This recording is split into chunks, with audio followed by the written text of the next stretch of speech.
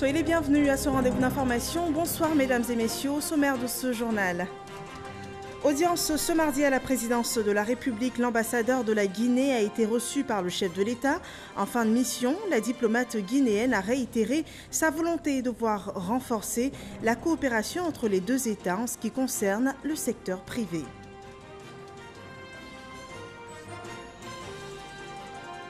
Dans l'actualité en Côte d'Ivoire, le handball s'apprête à recevoir le président de la République, Alassane Ouattara, qui entame demain une visite d'État de 4 jours.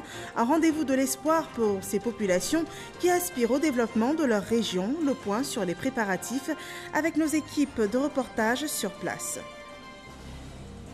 Et ce drame qui endeuille la France, 13 soldats français sont morts dans la collision de 2 hélicoptères de la force Barkhane au cours d'une opération antiterroriste. Nous en parlons dans ce journal. Merci de nous rejoindre. Ce drame a marqué l'actualité ce mardi. Au Mali, 13 soldats français sont morts dans la collision de 2 hélicoptères. Les engins étaient engagés dans une opération antiterroriste dans la région des 3 frontières avec le Niger et le Burkina Faso. C'est une opération d'appui au commando de la force Barkhane.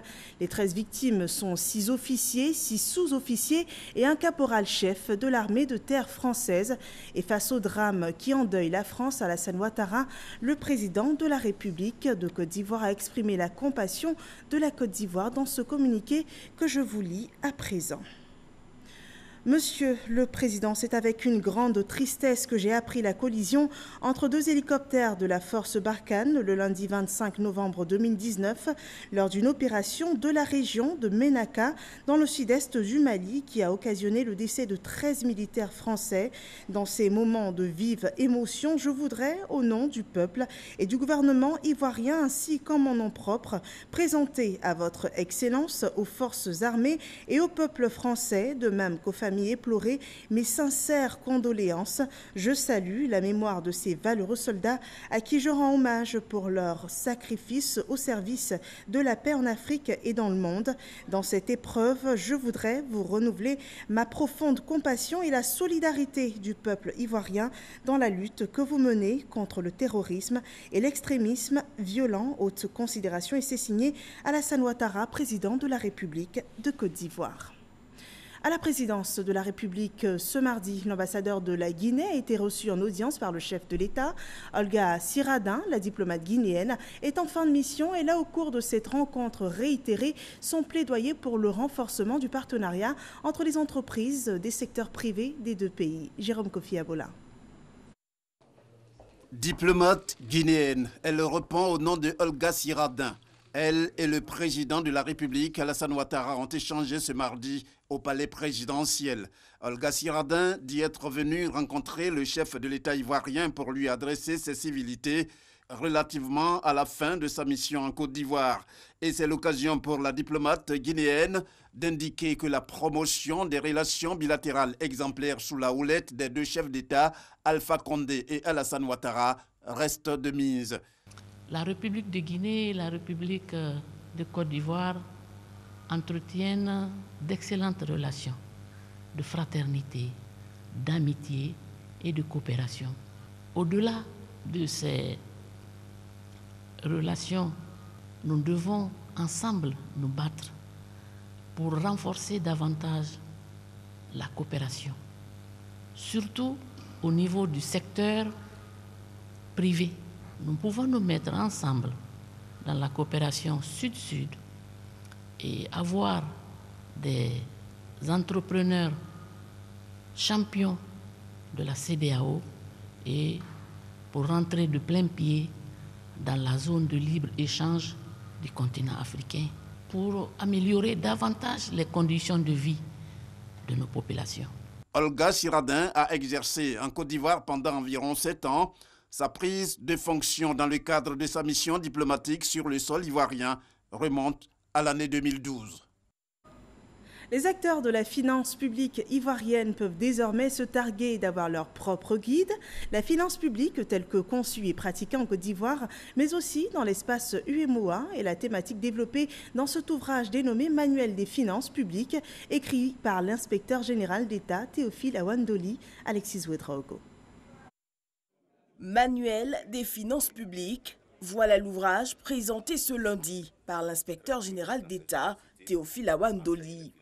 Au fil des pages se dévoilent les termes chers à la finance publique ivoirienne. Je suis professeur, entre autres, de finances publiques. Donc j'enseigne dans certaines universités ici. Et je me suis rendu compte qu'il n'y a pas d'ouvrage sur nos finances publiques. Il y a bien sûr beaucoup d'ouvrages sur les finances publiques, mais les finances publiques françaises, européennes, etc. Mais en Afrique, il n'y en a pas. Or, il y a quand même des spécificités. Donc c'est un peu ça qui m'a guidé à faire cet ouvrage qui tient compte du dispositif de lui et moi, qui tient compte de nos spécificités, des particularités dans nos finances publiques. En tant qu'enseignant, je fais toujours l'effort de dire des choses que tout le monde peut comprendre. Donc je l'ai écrit aussi d'une manière à ce que tout le public puisse comprendre la finance publique. Venus nombreux prendre part à cette dédicace, présidents d'institutions, ministres, généraux, étudiants, avec à leur tête le vice-président de la République, Daniel Cablon-Duncan, par ailleurs auteur de la préface de l'œuvre. C'est l'occasion pour moi de féliciter M. l'inspecteur général d'État pour avoir mis à la disposition du public ce manuel de finances publiques qui se présente comme un véritable bréviaire dans le domaine au bénéfice surtout des étudiants qui trouvent ainsi matière à renforcer leurs connaissances par un ouvrage consacré surtout aux finances publiques des pays de l'espace UEMOA, comme il a eu à le souligner lui-même tout à l'heure. Cet ouvrage fait une analyse profonde des questions au cœur de la nouvelle gestion publique, ce qu'on appelle « the new public management ». Manuel des finances publiques se veut outil au service de la bonne gouvernance.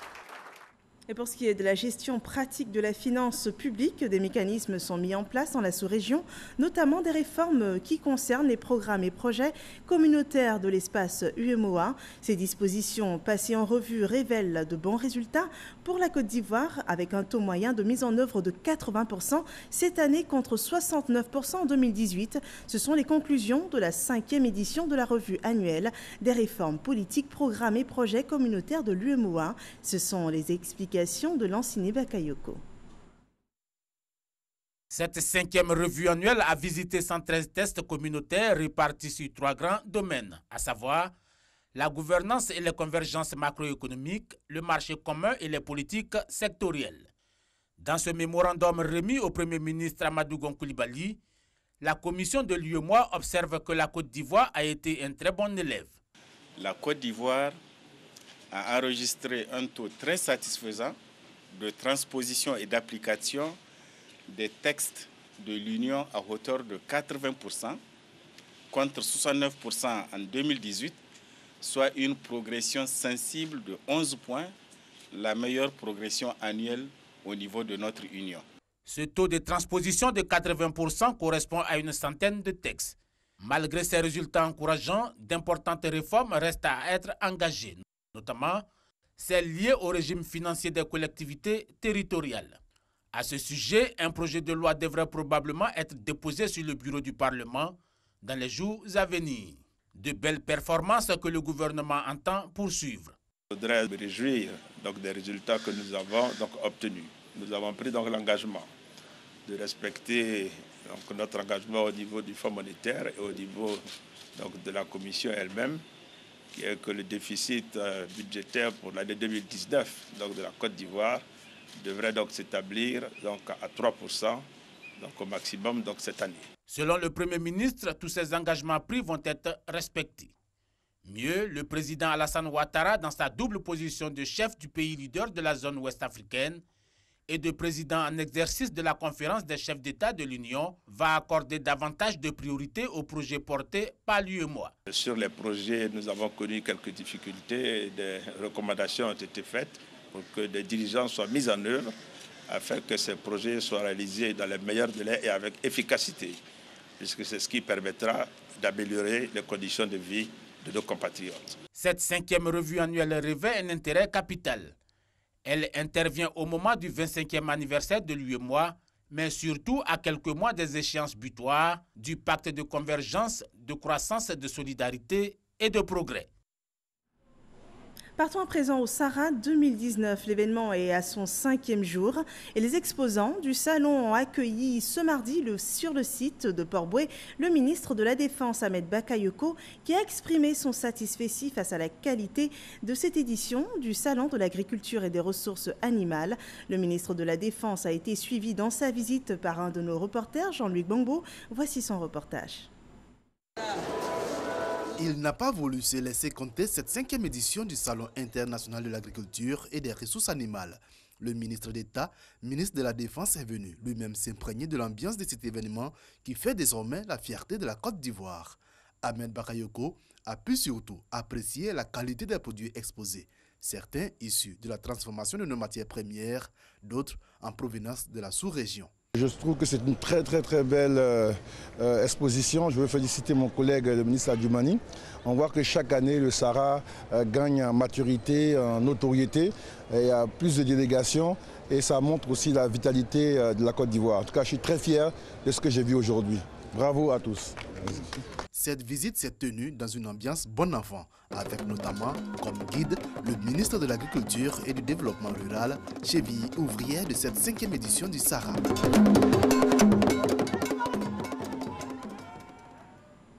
Et la France est le pays à l'honneur de cette édition du Sahara 2019. Et dans le cadre de la promotion du secteur agricole ivoirien, le ministre français de l'Agriculture et de l'Alimentation est en Côte d'Ivoire. Il s'est rendu à l'école régionale d'agriculture de Bingerville, mais aussi dans une plantation de cacao à Anyama. Il a été suivi par Nadia Ija et Godefroy Okambawa. La France, pays à l'honneur de cette 5e édition du Salon de l'agriculture et des ressources animales Sahara. Et pour comprendre l'agriculture, quoi de mieux qu'une immersion sur le terrain? Guidé par son homologue ivoirien Adjoumani Kwasi, Didier Guillaume, ministre français de l'Agriculture et de l'Alimentation, a entrepris une visite. Première escale, l'école régionale d'agriculture du sud de Bingerville. À cette étape, il était question de formation et de transfert de techniques culturelles. Sans la formation, sans la recherche, sans l'innovation, sans le développement, il n'y aura pas d'agriculture résiliente, il n'y aura pas d'agriculture durable. Chers étudiants, combien la France est fière de cheminer à vos côtés, d'échanger, de co-construire, de coproduire des programmes qui feront que demain, en France, comme en Côte d'Ivoire, nous serons fiers de notre jeunesse, parce que cette jeunesse sera formée. Puis la délégation s'est rendue dans une plantation cacaoyère à Anyama. Monsieur le ministre.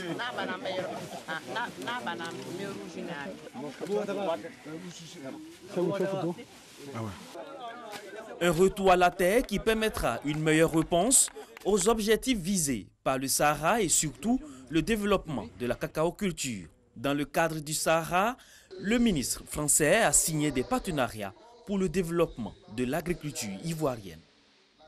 Et avec le Sahara 2019, l'actualité est à l'agriculture en ce moment en Côte d'Ivoire. Une start-up a développé une technologie pour obtenir en temps réel des données sur la qualité du sol, le niveau d'arrosage et la pluviométrie. Une solution numérique développée par des jeunes Ivoiriens et accessible aux agriculteurs pour booster leur activité.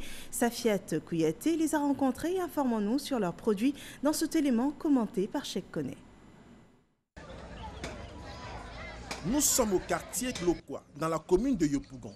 Ici, le jeune Ayérébi Serge, agri-entrepreneur, met en valeur une petite parcelle de terre. À ses débuts, Serge rencontrait énormément de difficultés. Mais depuis, il s'est accommodé aux solutions numériques pour la gestion de sa parcelle. Il y a eu un problème d'arrosage.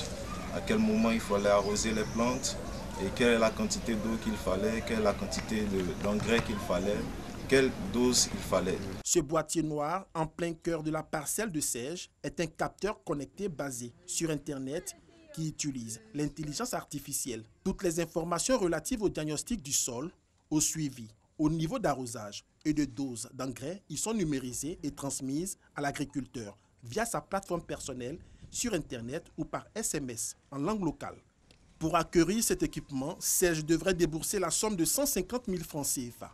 Mais un mode de paiement souple lui a été proposé. Étant donné que je suis un petit agriculteur, je paye 2 000 francs par semaine. Ce capteur couvre une superficie d'1 hectare et est renouvelable tous les 4 ans. Mais ce matin, une panne technique le rend inutilisable. Serge fait appel à la start-up conceptrice de l'équipement. On a constaté que vous n'arrivez pas à recevoir des données. Parce qu'aujourd'hui, normalement, c'est un jour, vous devez recevoir des données. Parce que vous devez prendre chaque 2 jours. Le boss de la start-up, c'est lui. Âgé de 25 ans, Alex Nomel est titulaire d'un master en système réseau informatique. Depuis 1 an, lui et son équipe ont conçu cet équipement afin d'aider les agriculteurs à réussir leur transition technologique et numérique. Le capteur permet de faire un suivi des plantations. Lorsqu'on parle de suivi des plantations, c'est permettre à l'agriculteur de suivre sa plantation durant l'itinéraire culturel, donc depuis la semence jusqu'à la récolte. La panne semble plus sérieuse. Alex retourne à ses bureaux pour résoudre le problème technique. Ici, nous sommes au Dokuy, dans la commune d'Abobo. Pour des contraintes financières, Alex et ses amis squattent un bureau annexe d'une université privée. Comme nous savons que notre pays n'a pas un grand taux de couverture au niveau du réseau Internet, du réseau data, nous avons opté pour le GSM. Il y a 1 an, cette start-up a été repérée et mise au devant de la scène lors d'une compétition nationale qui oppose chaque année des talents en développement d'applications pour valoriser l'agriculture ivoirienne. Pour multiplier ces initiatives, le gouvernement et la Banque mondiale ont lancé le projet de solutions numériques pour le désenclavement des zones rurales et de l'e-agriculture. On avait le choix, en faisant ce projet, entre acheter des applications toutes faites ou permettre aux jeunes Ivoiriens de contribuer au développement en développant des applications qui sont adaptées à notre milieu. On a opté pour tendre la perche aux Ivoiriens, aux jeunes, pour qu'ils développent des applications. Les initiatives conduites par de jeunes développeurs dans le domaine de l'agriculture se font de plus en plus nombreuses. C'est un concept qui a commencé à prendre en Côte d'Ivoire et vous savez, quand les Ivoiriens s'emparent de quelque chose, ça va vite.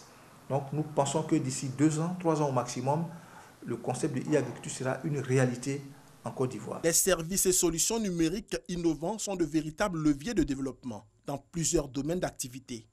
Fort heureusement, le secteur agricole s'ouvre peu à peu aux TIC pour le bonheur des agriculteurs.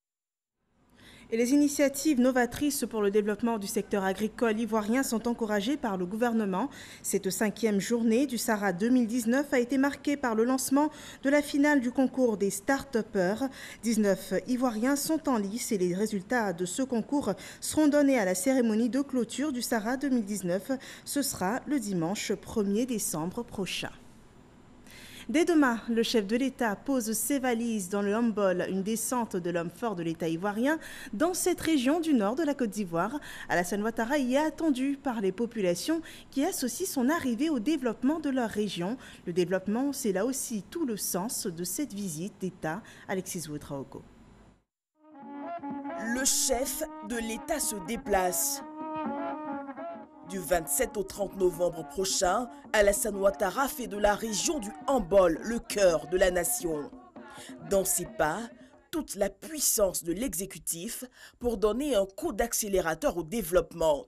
Infrastructures routières, électrification, accès à l'eau potable, au corps à corps avec les populations, les promesses prendront forme et c'est là l'essence de ces visites d'État. L'exercice de proximité donne aux populations l'occasion de dire leurs réalités et attentes, mais surtout aux chefs de s'assurer de la bonne exécution de ces instructions. Cette semaine, les populations, elles, entendent bien en tirer le plus grand profit. Les populations sont donc prêtes à accueillir le président qui entamera une visite d'État de 4 jours dans le Humboldt. La région a fait peau neuve pour l'occasion et ce qui ravit les populations. Parga se reconnaît.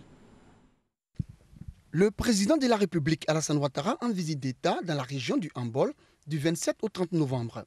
Une nouvelle qui réjouit les populations des différents départements de cette région. Personne ne veut se faire compter l'événement. On a l'impression que tout Katoula est devenu une seule personne. Parce que chacun parle d'une même voix. Cette visite est très attendue. Ado, c'est la solution. Les gens l'attendent. On sait que quand il arrive, c'est des réalisations qui sont faites. Et Katoula a besoin de réalisations. C'est pour cela que tout le monde, pour une fois au moins, dans l'histoire de Katoula, tout le monde, qu'on soit politicien, qu'on soit commerçant, qu'on soit transporteur ou même fonctionnaire simple dans la région de Katoula, tout le monde est unanime sur un fait. Il faut qu'Ado vienne et que sa visite soit une réussite. Au marché de Katoula, le président des commerçants en pleine réunion avec ses collaborateurs. Au centre des discussions, la visite du chef de l'État. Demain, il n'y aura pas de marché matin jusqu'à ce que le président passe. Et peut-être c'est le jeudi, on va ouvrir le marché. Parce que tout ça là, c'est pour accueillir le président. Parce qu'on est très content d'accueillir le président. C'est ça que j'ai dit aux commerçants depuis hier qu'il n'y aura pas de marché le mercredi. Donc c'est sur ça on est, pour que les gens sortent en nombre pour accueillir le président. On l'attend avec la joie. Nous sommes fiers pour qu'il vienne nous rendre visite. On l'aime. Nous voulons Ado. Nous voulons Ado.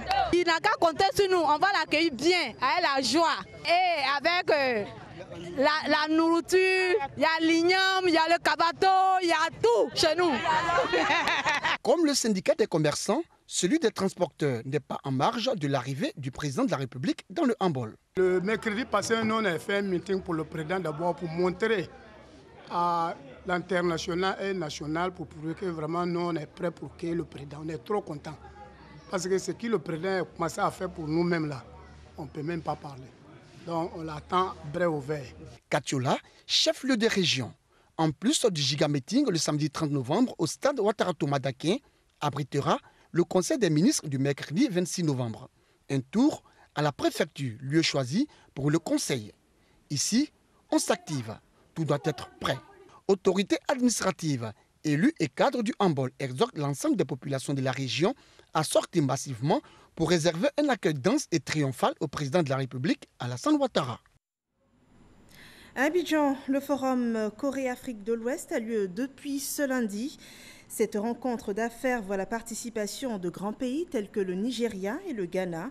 Le forum devrait permettre le développement de la coopération stratégique et un partenariat entre la Corée du Nord et la Corée du Sud et la sous-région, notamment en matière d'équipement. L'objectif, c'est d'augmenter le volume des échanges et de créer l'industrialisation de l'Afrique de l'Ouest. Lansine Bakayoko. À travers cette rencontre d'affaires, la Corée du Sud envisage de donner davantage de vigueur à sa coopération économique avec l'Afrique de l'Ouest, principalement en matière d'infrastructure. Abidjan, où la rencontre se tient, a été choisi pour être le pont entre les deux mondes. Porte d'entrée de la sous-région, la Côte d'Ivoire présente un véritable potentiel avec ses matières premières disponibles, ses infrastructures avancées et surtout les efforts accomplis en matière de climat des affaires. La Côte d'Ivoire a désormais besoin de parcourir la transformation structurelle de son économie par accélération de l'industrialisation et le développement du secteur privé. La Côte d'Ivoire, une maison quasiment ouverte pour les entreprises sud-coréennes, déjà très actives dans les projets d'infrastructures routières, d'énergie, de santé et de télécommunications. D'autres domaines comme l'urbanisme, la construction et les affaires maritimes sont prêts à recevoir des investissements coréens. Nous avons réformé le code des investissements et justement cela nous a valu de pouvoir mettre en place un cadre d'investissement qui soit approprié. Aujourd'hui, nous nous inscrivons dans une dynamique d'industrialisation. Nous sommes un pays très riche en agriculture et toutes ces richesses, ces productions doivent être transformées localement. Et ce n'est pas les premières phases de transformation, mais c'est toute la chaîne. C'est la visite d'État du président Alassane Ouattara à Séoul en 2014 qui a donné un coup d'accélérateur à la coopération bilatérale entre les deux puissances. Sur la scène politique ivoirienne, le RHDP poursuit la mobilisation. La coordination régionale de rassemblement des oufouettistes pour la démocratie et la paix a été installée le week-end dernier à Djuekoué, la capitale de la région du Guémon. La mission est la même que celle des autres groupements du parti des oufouettistes, la mobilisation FBoué. Les têtes d'affiche de la coordination régionale du Rassemblement des oufouettistes pour la démocratie et la paix, RHDP du Guémon, sont connus. Seredo Célestin, président du conseil régional du Guémon, est le coordonnateur régional RHDP du Guémon. Lui et ses coordonnateurs régionaux associés viennent d'être présentés et investis officiellement par Alcide Djedje, membre du conseil politique du RHDP. La cérémonie d'investiture qui a mobilisé la grande famille des oufouettistes du Guémon s'est déroulée à la mairie de Djuekoué. En plus de ses coordonnateurs, les délégués départementaux, sous-préfectoraux, communaux et associés ont été également investis. Alcide Djedje a invité les populations du Guémon à s'approprier le RHDP qui selon lui est un parti d'union et de paix.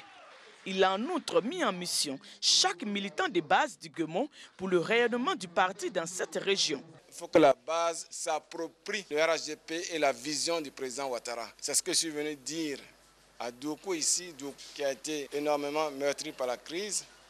Donc, qui doit, plus que quiconque, comprendre la nécessité de l'union de la Côte d'Ivoire pour qu'on puisse poursuivre le développement amorcé par le président Alassane Ouattara. Le coordonnateur régional RHDP du Guemon rassure que le terrain sera totalement investi.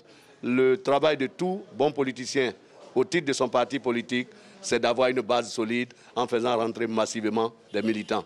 Nous allons bientôt investir et envahir le terrain pour le triomphe du RHDP au premier tour des élections 2020. Cette cérémonie d'investiture a servi de cadre pour présenter et inaugurer le nouveau siège de la coordination régionale du RHDP du Guemon.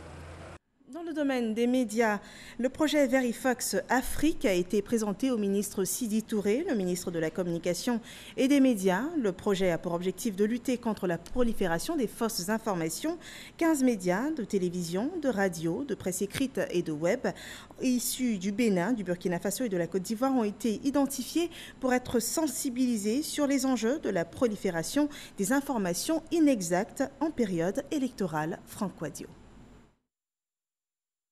Le projet Verifox Afrique a été développé par Canal France Inter CFI pour répondre au phénomène de propagation des fausses informations en période électorale. Pour une meilleure appropriation du projet par les acteurs cibles en Côte d'Ivoire, un forum de concertation sur les enjeux des infox en période électorale se tiendra à Abidjan. Donc un appel à candidature a été ouvert à tous les médias en Côte d'Ivoire. On a choisi les meilleurs tout en essayant de garder un équilibre entre la radio, la presse, Internet. RTI Info est sollicité pour une contribution relative au fact-checking en Côte d'Ivoire. Nous, on avait déjà mis en place un dispositif de vérification des faits qu'on appelle les vérificateurs. Nous l'avions commencé petit à petit et il a commencé à prendre l'ampleur. Aujourd'hui, on veut réellement donc consolider nos acquis. Le projet prévoit d'intégrer les autorités nationales de régulation et les ministères chargés de l'information. Nous voyons la matérialisation d'une initiative que nous avions partagée il y a cela quelques mois avec les managers de France Média Monde. Aujourd'hui, ils nous envoient des experts pour former tous les différents médias ivoiriens à la gestion des fake news, comme on les appelle, les fausses informations. Surtout, ceci est appréciable à l'orée de ce que nous considérons comme étant un événement important en Côte d'Ivoire, c'est-à-dire les prochaines élections. Le projet Verifox Afrique veut également contribuer à un débat démocratique équilibré en s'appuyant sur l'accès à des informations objectives, fiables et indépendantes pour tous les citoyens. Le nouveau président du conseil de l'ARTCI, le Dr Diakité Koti Souleymane, a prêté serment jeudi dernier devant la cour d'appel du palais de justice dans la commune du Plateau. Le président a sermenté à jurer d'être digne et loyal dans l'exécution de ses fonctions. Safiat Kouyaté et Lanciné Bakayoko. Je le jure. Par cette prestation de serment devant le président de la cour d'appel du tribunal du Plateau, Souleymane Diakité Koti s'engage à remplir fidèlement ses fonctions et de se conduire en tout comme un digne et loyal président du conseil de gestion de l'autorité de régulation des télécommunications en Côte d'Ivoire. Tout d'abord, ma reconnaissance et ma gratitude au président de la République qui m'a nommé président de cette autorité. La tâche est très lourde. Je me confie au Seigneur Tout-Puissant pour que je puisse mener à bien le travail qu'on m'a confié. Le conseil de régulation de la RTCI est un organe collégial. Il est composé de 7 membres, dont le président. Ses missions, superviser l'application des règles qui régissent les télécommunications et donner des instructions aux acteurs du secteur. L'affaire a défrayé la chronique. Un bébé de 7 mois enlevé par sa nourrice depuis samedi dernier a été retrouvé et remis à ses parents ce mardi. La ravisseuse a été localisée dans le département de Saint-Fra, précisément à Conifla. Elle a été mise aux arrêts. C'est le résultat d'une enquête menée par la police criminelle qui a d'ailleurs appelé la population à la vigilance en ces périodes de fêtes de fin d'année. Et dès demain, nous le rappelons, le chef de l'État pose ses valises dans le Humboldt. C'est une descente de l'homme fort de l'État ivoirien dans cette région du nord de la Côte d'Ivoire. Alassane Ouattara y est très attendu par les populations qui associent son arrivée au développement de leur région. Une visite d'État de 4 jours attendue avec hâte par les populations du Humboldt. Et partout où vous serez, vous pouvez suivre cette visite d'État en direct sur nos antennes. Ce journal est terminé. Je vous retrouve demain pour d'autres nouvelles sur RTI 1. Bonsoir chez vous.